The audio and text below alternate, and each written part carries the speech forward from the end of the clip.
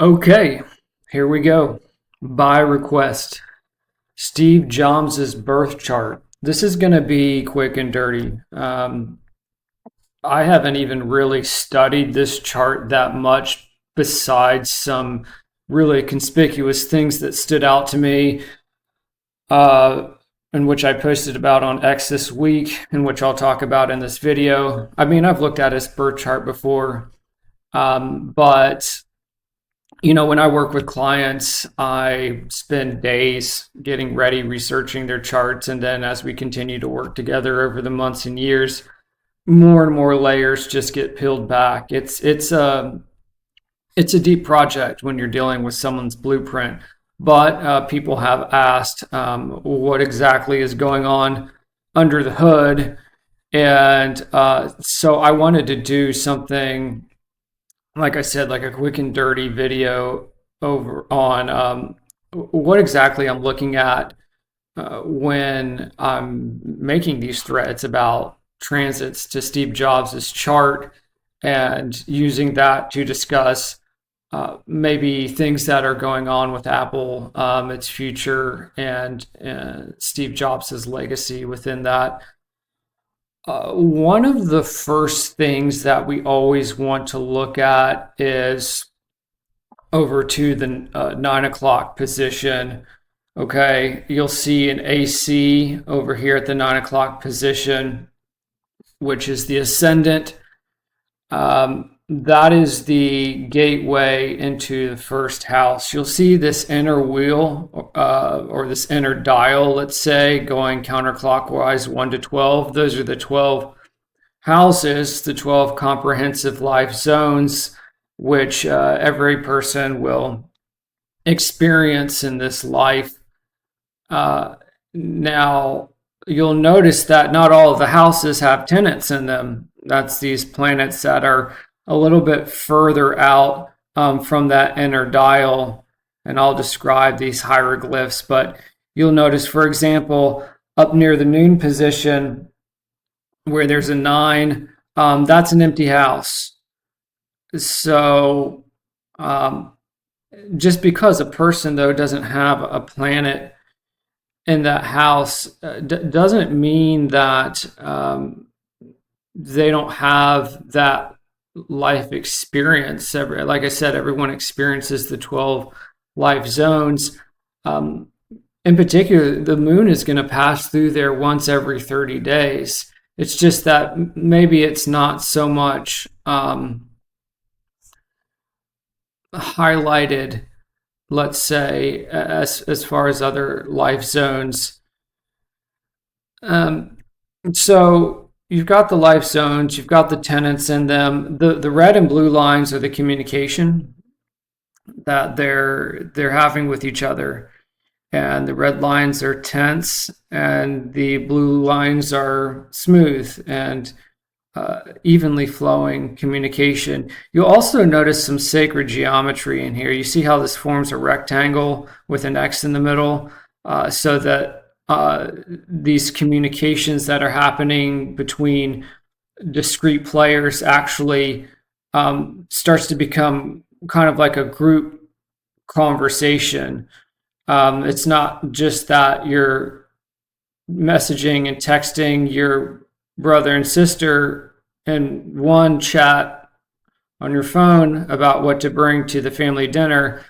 You're also texting your mom and dad in a separate chat. And the sacred geometry is speaking to maybe a larger condition or set of circumstances, like what's everybody going to bring to the family dinner. Even though there's discrete parts that we can break down, there's a macro conversation happening. And then the outermost wheel with the pretty colors, and those are the signs, and those are also hieroglyphs, and I'll chat a little bit about those. But again, we always want to look to the 9 o'clock position. That's the first breath of life. You'll see the 22 here below the AC, below the ascendant. And that is the degree in which the first breath is taken. There's 30 degrees per sign. You see this little green M here? That's Virgo. It's the hieroglyph of Virgo. And so Steve Jobs is Virgo rising, starting at 22 degrees Virgo. His first house gets to about, we're going counterclockwise now. It gets down to the next sign, Libra. It looks like this little, these two orange bars hovering over each other. These tags are tagged at 5 each, so he doesn't quite get to 20 degrees Libra. So he's got some Libra in his first house as well, and that's always interesting when you get like a slow-moving planet in there. Let's say Uranus, it takes 6-7 years per sign. You know, that will spend quite a number of years in Libra in the part of his first house, even though, again, the first breath, the ascendant, the rising sign has colorized Steve Jobs' persona as Virgo rising. The kind of the latent, let's say, Libra qualities that he has in his first house of self and first house of persona will definitely get kind of coughed up during those longer transits. You'll see it briefly, because the moon will move rapidly through signs about 2 days per sign. So you'd see that people around him would see that Libra side of his persona once a month, but the dominant energy is Virgo and at 22 degrees. In fact, Virgo at these degrees is where in the 60s we had Uranus, again, that slow-moving planet of disruption, technology, community, tribalism, and Pluto, which is about complete gut renovation. They met in the 60s in Virgo, and again, Virgo is a sign, okay? It's not a zone. It's not a life zone like 1 through 12. It's a colorization. It's not a planet either. It's not an actor having a conversation. It's a colorization, which relates to service, mastery, youth, young people, technology to a degree, but it's really about iteration. And so it really upended our understanding of it's the smaller bits and pieces that make up the whole. That's also why it relates to service and how systems integrate. It really just upended society in the 60s. And it's so interesting that fell near such an important, sensitive part of Steve Jobs' chart. And he was very influenced by that counterculture and infused that with his understanding of technology. And so you can see at a young age, he would have been, a preteen at that time, that such a striking, monumental world historical transit would have fallen, again, around this 9 o'clock position that we always want to look at when we want to understand the persona of someone, the make and model of the car, not the driver, not the ego, in the driver's seat, but the persona that they see and everyone else sees. It's kind of this most outermost layer. It's the outermost shell. It's kind of this social contract that we use in a 3D conscious way to navigate the world and how people understand us. So yeah, it's do I want to talk about the ego now? Well, not yet. I want to keep hanging on this persona and why it is sometimes a bit confusing for people, because if it's the make and the model of the car, I mean, a lot of other people will have Virgo rising in the world.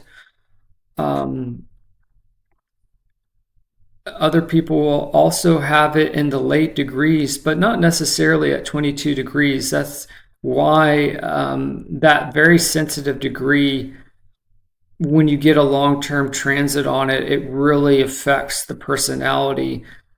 Um, but there's other things too, because the persona being the make and model of the car, the outermost shell, the light, you could have Mario Andretti, driving a Volvo.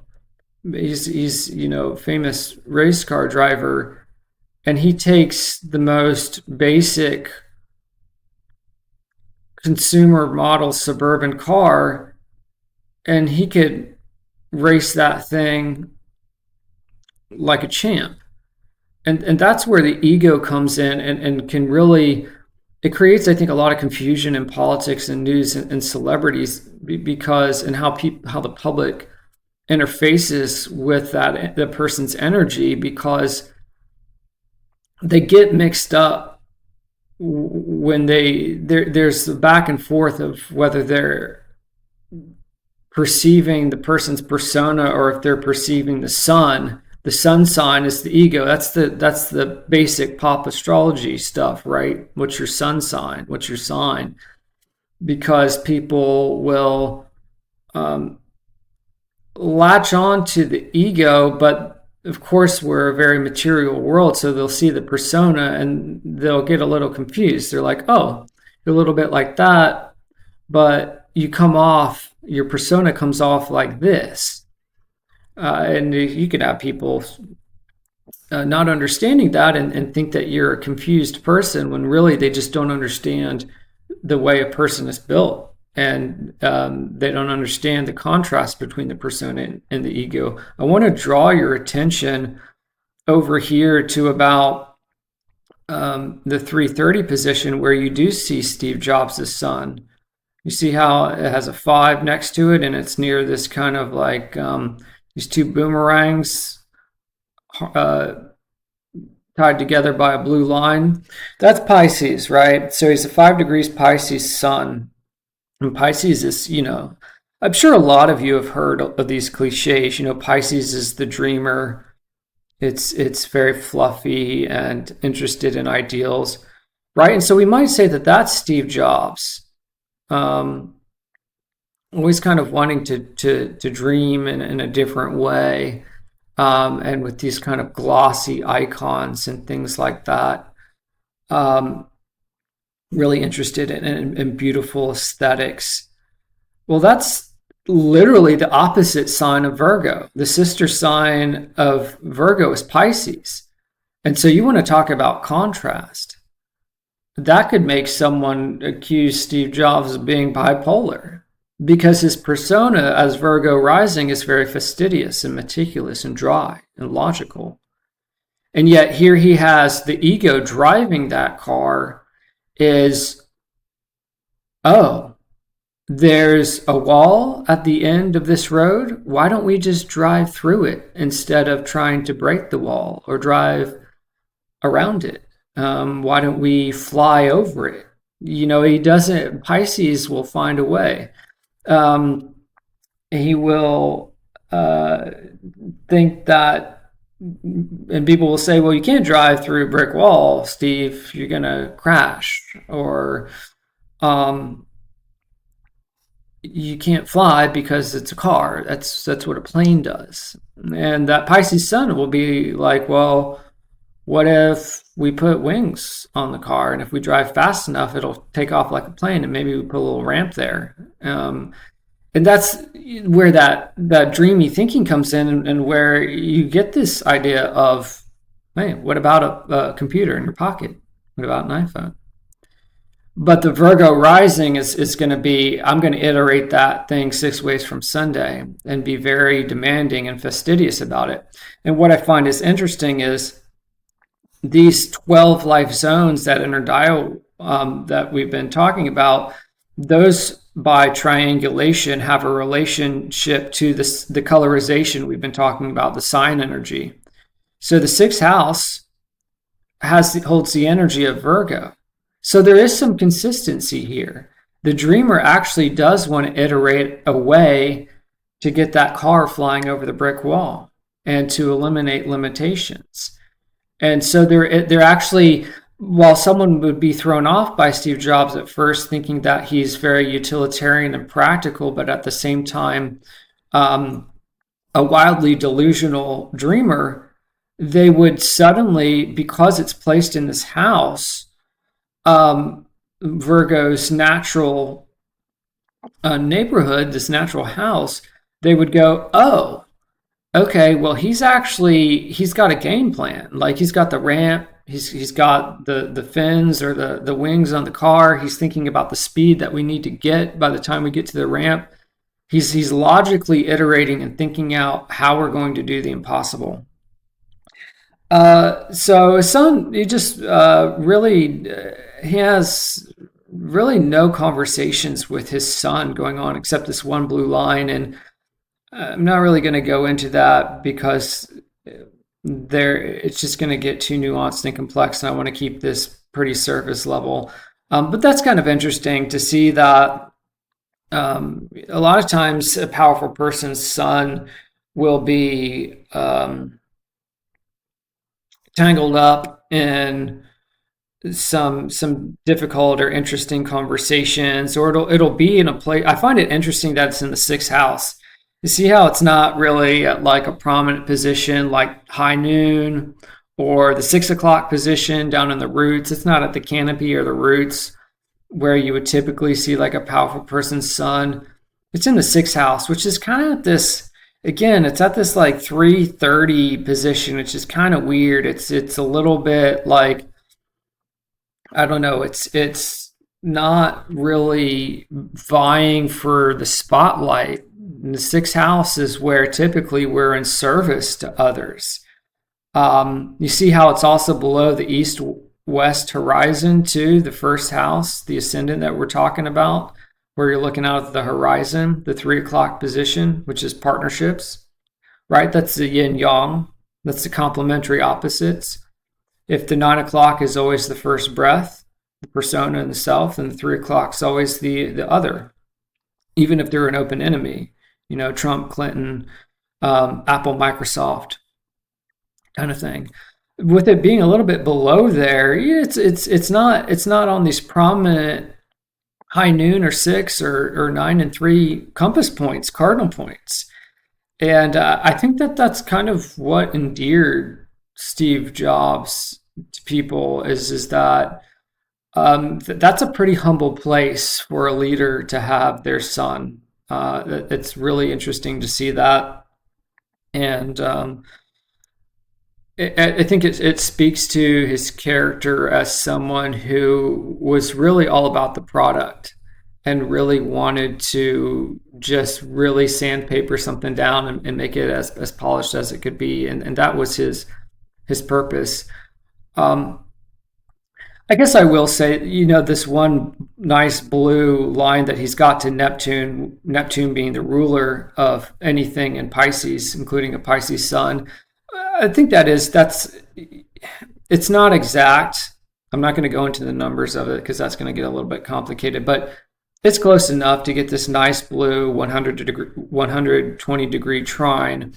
And that's nice. You get a nice conversation to your sun. It's with the sun's ruler. So he's in Neptune's domain, and Neptune's like, great, you're in my domain. We've got a healthy conversation going on. Let me, I'm more than happy to FedEx some of my Piscean pixie magic your way. Go for it, son. If you're going to be a leader in my domain, dream away.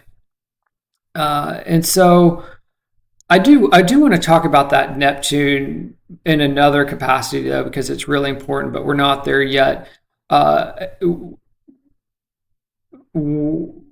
I don't want to talk about that quite yet because that's going to take us down some rabbit holes. I want to talk about the ruler of the first breath, the persona, the outer shell, before we get back into the ego stuff. That's ruled by Mercury, okay? And Virgo is ruled by Mercury. And we want to look to where Mercury is by sign and house as life zone, as we've been talking about in any conversations that Mercury may be having to understand how his persona is operating and coming across. Well, down here at about 4 o'clock position next to these wavy orange lines, we find Mercury. It looks like a little, kind of like a little devilish guy with horns, right? And he is in Aquarius, which is great. We talked about Uranus a moment ago, and that being the planet of disruption in technology and community. Well, certainly that's something that Jobs is thinking about. And it is retrograde. It's hard to see here. I'm not going to, I hesitate to like zoom in and like throw this whole chart off, but there's like a little R. It's hard to see down here because it's near these degree tick marks. So someone with a Mercury retrograde, they're definitely going to be neurotypical. And my gosh, Aquarius is already outside the box and pushing the envelope. So already people, that's just going to add fuel to the fire of like, is this guy just like totally impractical, or is he this overly practical drill sergeant? Right? I can't figure out which one he is. That's going to enhance that, I think. But again, as we talked about a moment ago, that it kind of endears people to him after a while. I think the pizzazz of Aquarius helps people be like, oh, okay, well, a desktop computer, a pocket computer, okay, yeah, like great. This is weird, but tell me more. As soon as he starts talking about it, you start to get on his wavelength, and that's what Aquarius is. That's why it's these wavy lines. It's about getting on each other's wavelength, and we're having all sorts of crazy transits to Aquarius now in the 2020s, and that's why we're not on each other's wavelength. And that's a lot of what I talk about in my other videos, among other things.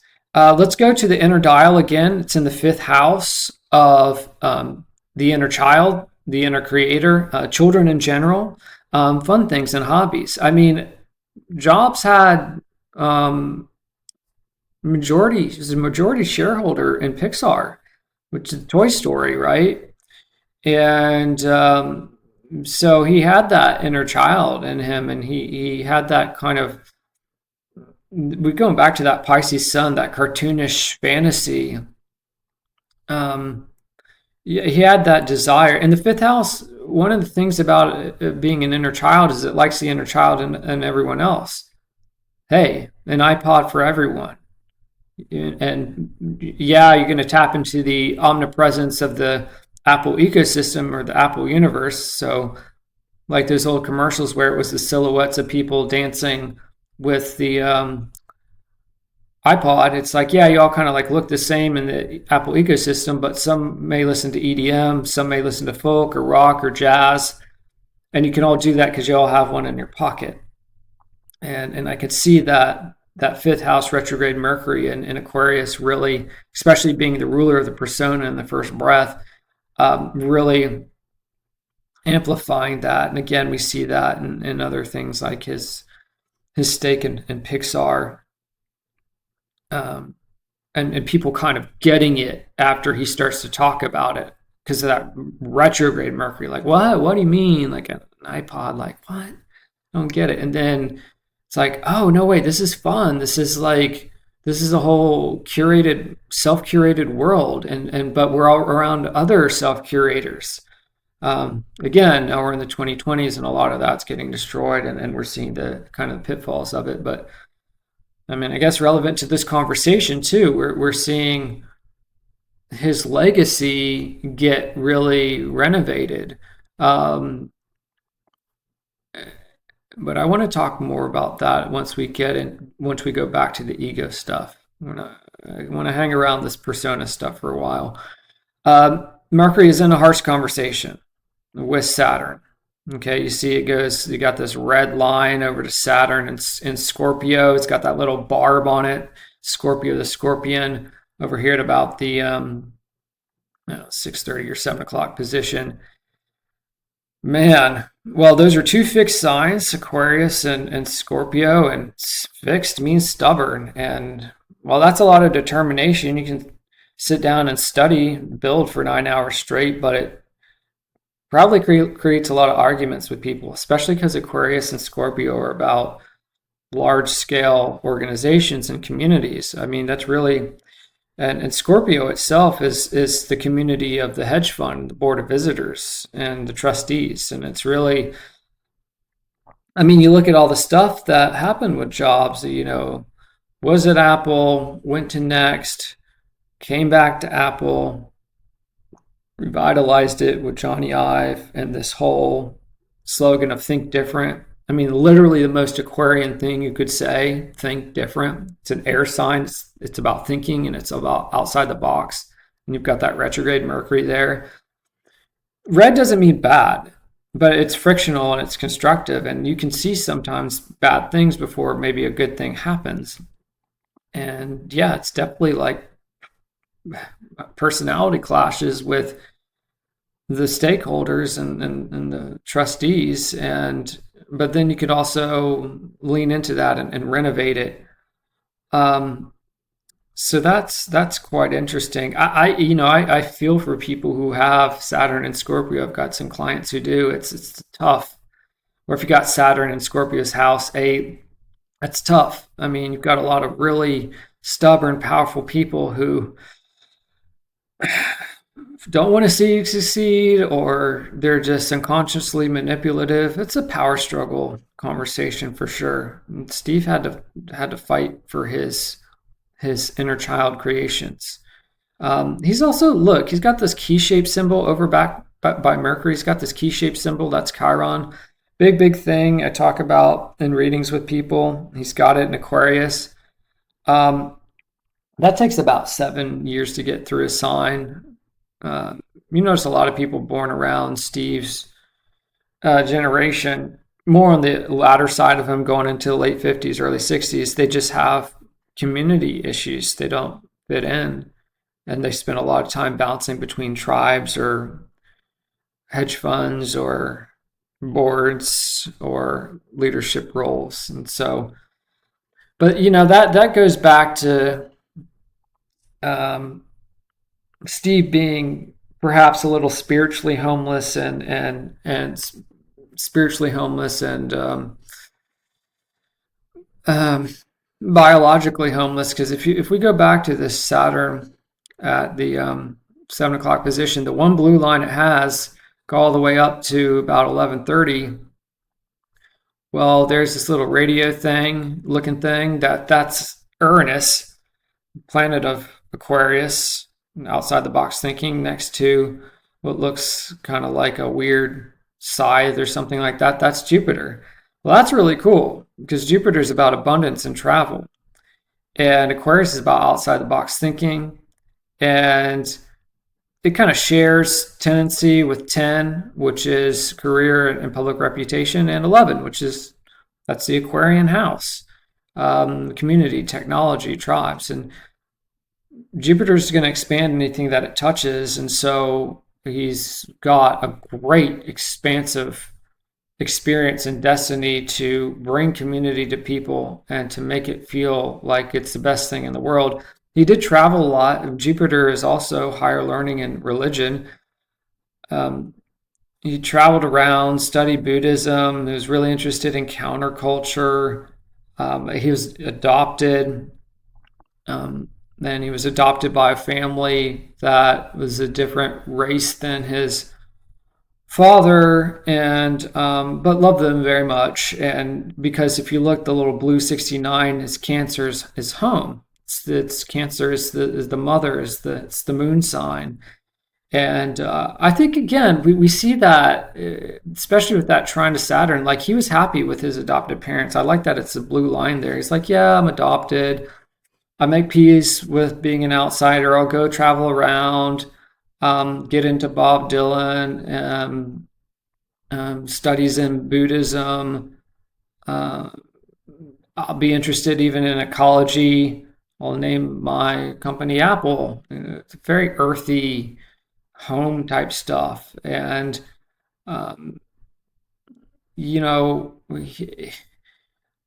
make things for people so that they feel like they have a family around them, a tribe of other Apple fans, and they can have their own home, a library of songs and photos. And again, that kind of endears people to Steve. They're like, oh, okay, like I want to be part of your family. And then suddenly this like spiritually and biologically homeless, rootless wanderer has like a rooted home around him. And I like that. I like that trine to Saturn kind of solidifying it. Had Steve been alive today, Jupiter is about 20 degrees now. It takes 12 years to circle the zodiac. So if he were alive today, he would be having his Jupiter return right now, because it's about 20 degrees as of, what is today? September 14th, 2025.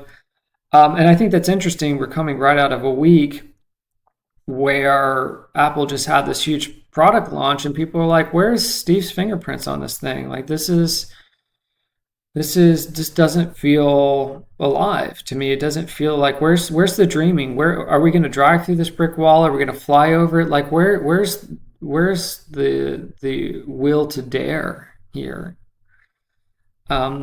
Because that is Steve's legacy as we dive further into this blueprint. I want to go back once again to the 9 o'clock position. That's where the South Node is right now, the point of karmic release. That's where the Sun is this weekend, point of conscious intention. That's where Mercury, again, the ruler of Virgo, planet of thought and communication, is. All of those are falling together in the sky right now, saying that we need to consciously release the thoughts that cause us to over-iterate something. And had Steve been alive today, it would have fallen on his ascendant and said, this is when you are going to bring your vision to supreme refinement and then let it go.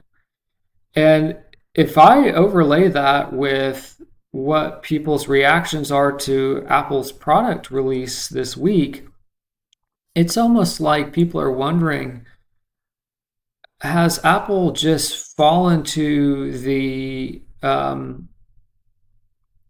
strategy of just iterating to the point that it's utilitarian? And this is more about convenience rather than community. Because that's, in the macro, what we're all encouraged to do is let go of these utilitarian habits that just have us overworking thought loops and that just keep us stuck. Like we need to go to the North Node in Pisces, which is always the opposite sign and the opposite degree. So Steve would be having the North Node over at the 3 o'clock position around 22 degrees Pisces, saying like, go towards your partnerships. Maybe pick up your phone, call Steve Wozniak and see if you guys have another rabbit in the hat that you can pull out and surprise people with, or whatever. Call up your latest sidekick. And would that be Tim Cook today? I don't know. It's interesting if we kind of look at all this stuff happening now against Jobs' chart and the public's reaction and what we know of the public's previous reaction to Jobs.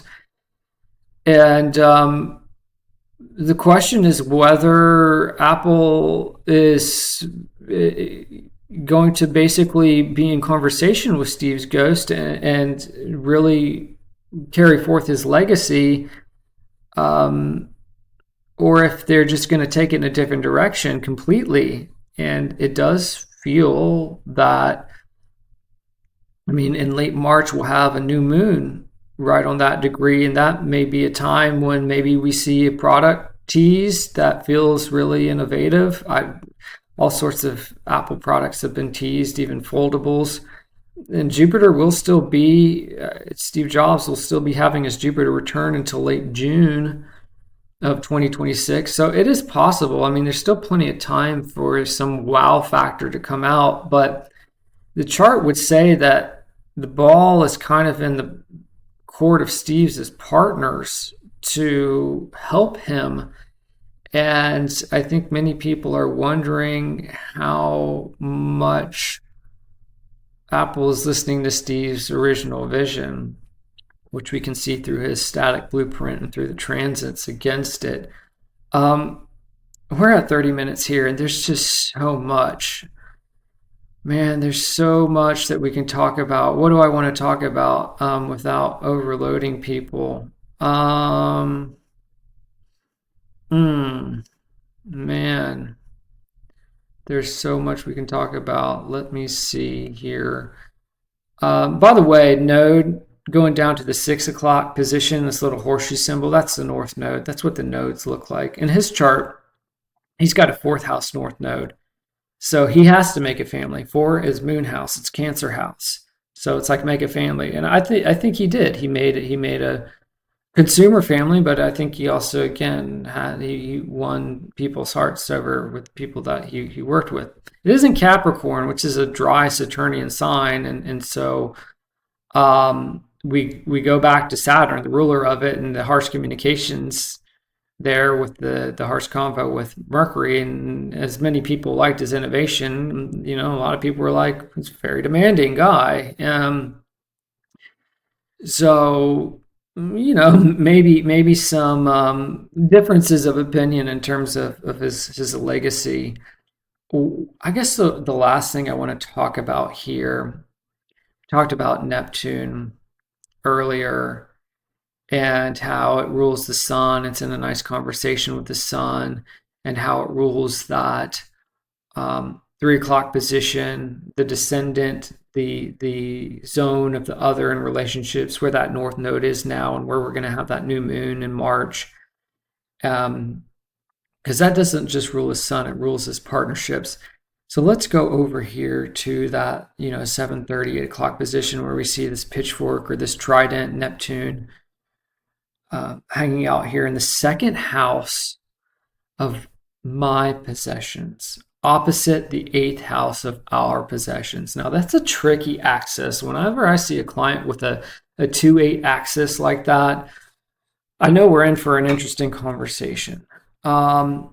Because if 2 is my account and 8 is the hedge fund or the joint account, and there's an opposition going on, especially in opposition with a tense planet. Let's go over here to about the 2 o'clock position. You see Mars looks like a phallic symbol of war, especially when we've got a feisty energy in the 8th house of our resources.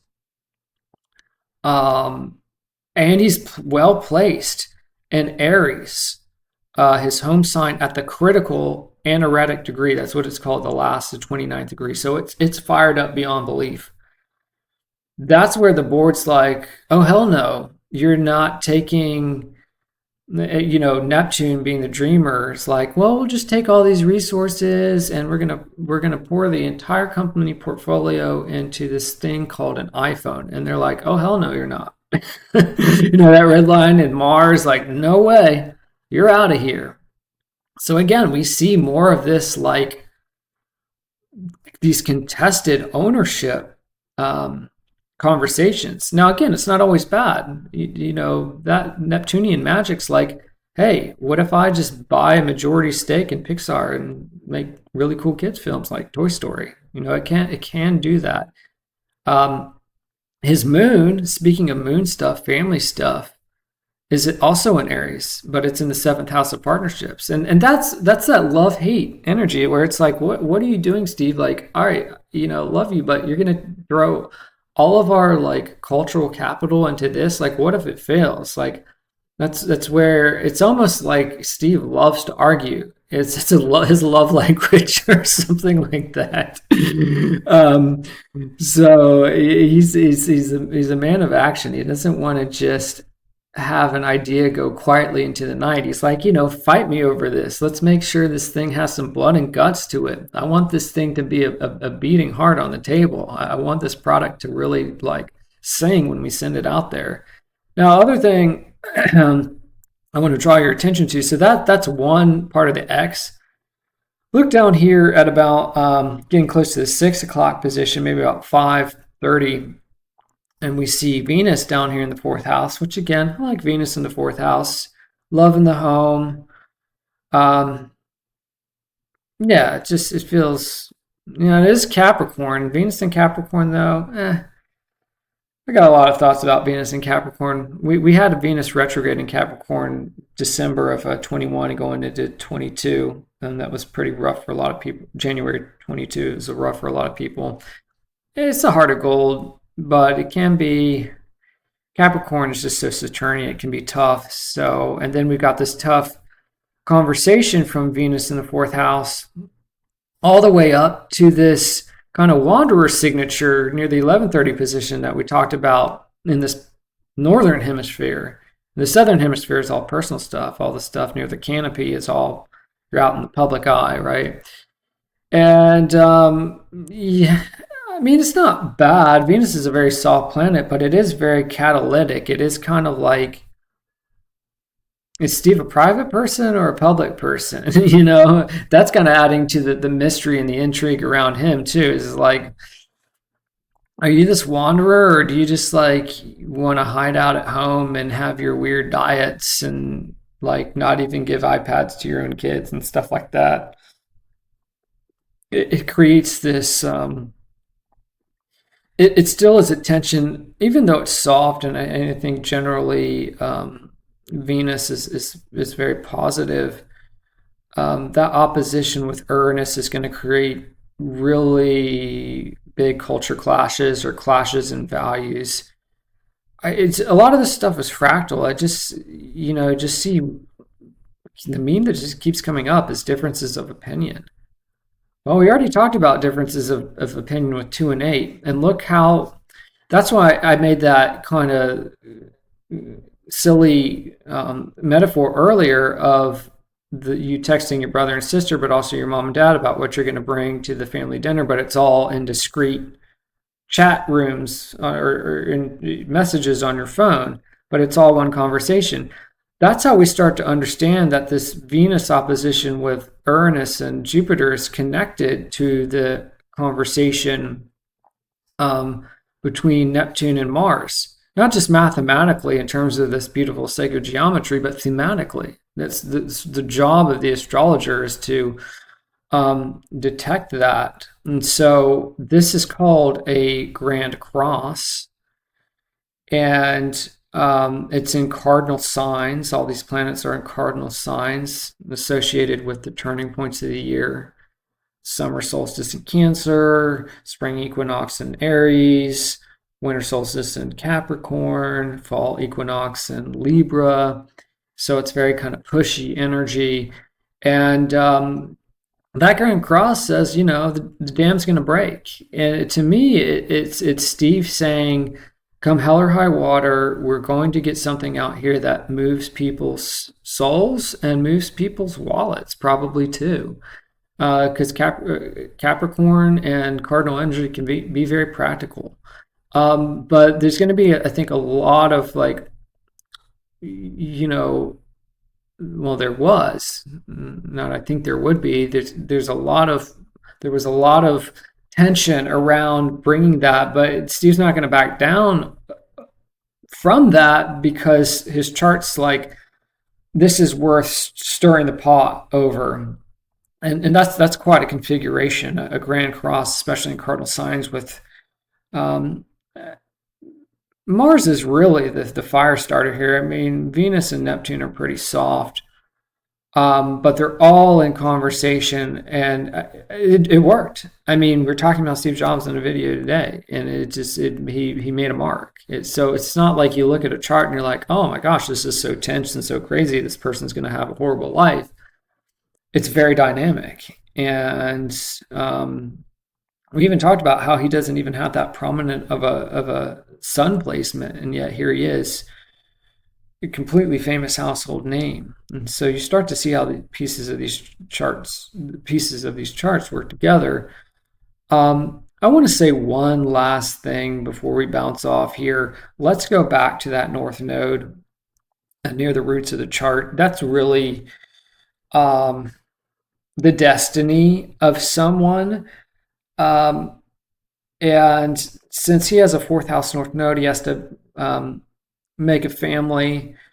And since it's in Capricorn, he has to use his Saturn to do that.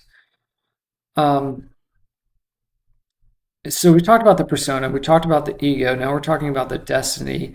The moon is the shadow, and so is Pluto, and so is the south node. Now, we talked about the moon quite a bit and how the shadow is, maybe you could take things too far and trying to get his creations out into the world.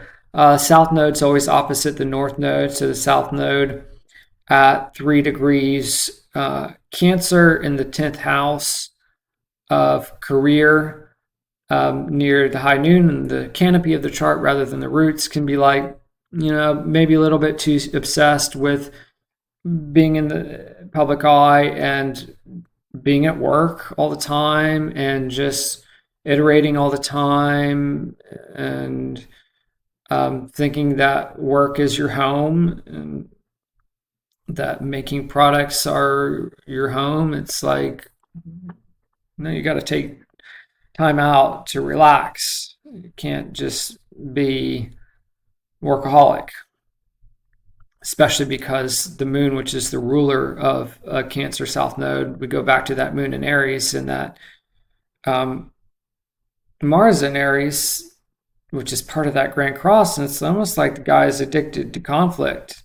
Almost, it's not. It goes beyond it being a love language and a productive spark, and it's a way to hide in the shadow, because you need to go to the North Node in Capricorn in the 4th house to be like, go retreat to your cave and chant some mantras and get the finger symbols out and, fast or something like that. Which obviously lived long enough to mature and see his destiny. Like, he did have ways of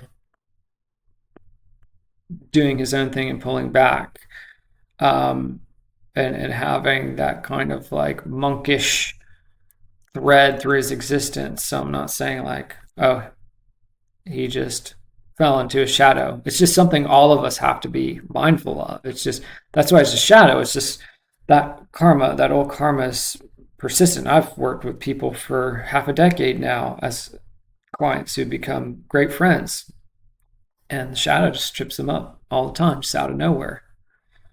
Same for me. I've been studying this stuff for 15 years. It's just, that's how it works. It's a persistent thing that we have to be aware of. But like I said, Pluto is the other big indicator of the shadow, and that's over here at about the 10 o'clock position, hanging out in the 12th house of self-undoing and self-transcendence.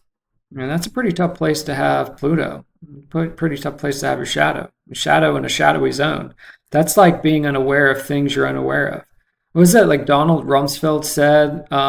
There are things that we know that we don't know, and there are things that we don't know that we don't know.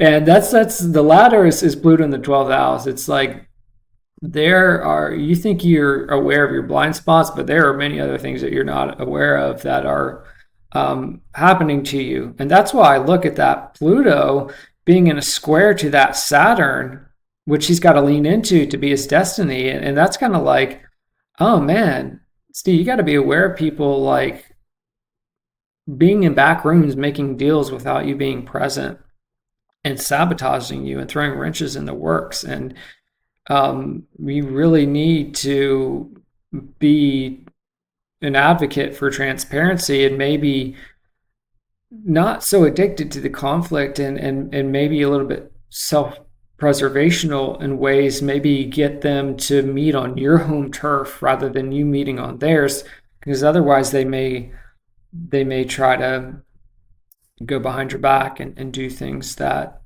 don't give you a lot of creative control in a situation, even though it's like, oh, here's the resources, here's the office space, like go forth and build it, and then you get in there and your budget's like $1, or something like that. And I'm not going to go into Steve's biography, but I'll let you do that and go research. But yeah, I mean, this is all par for the course with his life as we know it, and it was a lot about.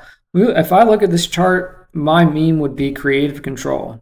If I had to put it down, I used to do Dharma reports. It'd be like 20 single spaced pages for people.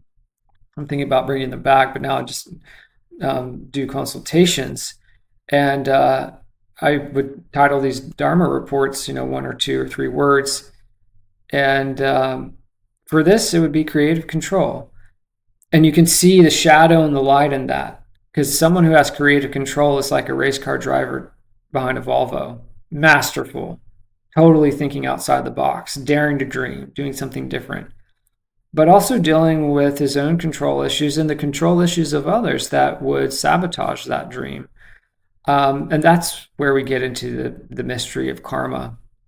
How can control be good and bad, a strength and a weakness, the way forward and the path that holds us back, the patterns that hold us back, one and the same time? Where does this issue of control come from? And that's where we would get into things like generational karma. There's this whole issue of his parents, like why did they, what was the control issue around them giving him up for adoption? And um, what about the shadow of control and the legacy of the 60s that Steve grew up in? And was it all about, free love and freedom, or was it just setting things up for kind of convenience and consumerism? And, you're just tapped into the omnipresent hive of consumerism. Everybody's just kind of in their own iPod at that time, their own iPod world, even though we're all dancing together, right? We're all alone together. There's some questions around that. And it's interesting to look at transits today against his birth chart and questions around his legacy that are coming up at this time, and pondering on all that karma overlapping with material events. It's very interesting how the spiritual world emerges through conversations in the news and product launches and things like that. So there you have it. I'll leave it at that. Like I said, this is me riffing. I just opened this thing up and I'm using my 15 years of daily study to talk about it. But for people who wanted to see what exactly is going on when I do these basically these writings on X every day, and this is also a hint of what I do with my clients. Here it is, and I thank you for joining me. I hope you enjoyed it, and please, drop some comments and questions down below, and I'd love to have you subscribe and follow me on X. Same thing there, Zeitville Media. Substack is also zeitvillemedia.substack.com. Get in touch with me for a reading, zeitvillemedia@protonmail.com. Yeah, thank you again.